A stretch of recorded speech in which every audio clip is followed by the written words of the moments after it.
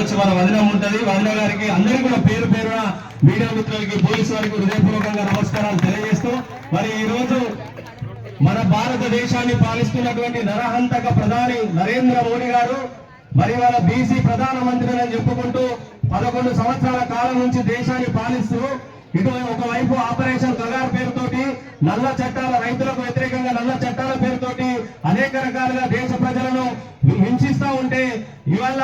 మన భారత్ జోడో యాత్ర ద్వారా మన అగ్రనేత రాహుల్ గాంధీ గారు దేశం మొత్తం కూడా పాదయాత్ర చేసి మరి భారతదేశంలో ఉన్నటువంటి మెజారిటీగా ఉన్నటువంటి బహుజనులందరికీ కూడా న్యాయం జరగాలంటే ఇవాళ దేశంలో ఉన్నటువంటి ప్రతి ఒక్క బహుజన బిడ్డ బాగుపడాలంటే ఆనాడు ఏదైతే మహాత్మా గాంధీ కలలు కన్నా రాజ్యం మళ్ళీ రావాలన్నా అదే చెప్తున్నానా. అదే విధంగా మన రాజ్యాంగ నిర్మాత డాక్టర్ బిఆర్ అంబేద్కర్ గారు కలగలన్న రాజ్యం రావాలని చెప్పి పెద్దలు రాహుల్ గాంధీ గారు భారత్ జోడో యాత్ర ద్వారా అదేవిధంగా తెలంగాణ రాష్ట్రంలో ఎన్నికల సమయంలో ఇచ్చినటువంటి బీసీలకు ఇచ్చినటువంటి ఏదైతే హామీ ఉందో గెలిచిన అనతి కాలంలోనే పెద్దలు ముఖ్యమంత్రి వాళ్ళు రేవంత్ రెడ్డి గారు అదేవిధంగా మన శాసనసభ్యులు బీసీ శాసనసభ్యులు మన రాజశేఖరన్ గారు కూడా ఢిల్లీలో జరిగిన ధర్నా కార్యక్రమంలో పాల్గొని ఆ రోజు మేనిఫెస్టో కమిటీ చైర్మన్ గా ఉన్న శ్రీధర్ బాబు గారు అందరూ కూడా ఇక్కడ రాష్ట్రంలో ఉన్న ఎమ్మెల్యేలు అందరూ కూడా మన బీసీలకు న్యాయం జరగాలని చెప్పి నవ్వుతో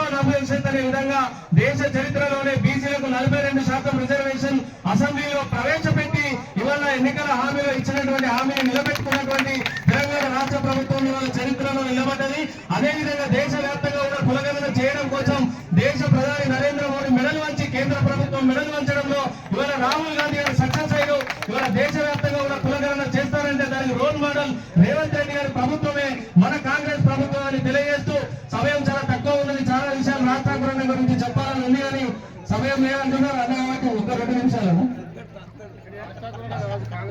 అదే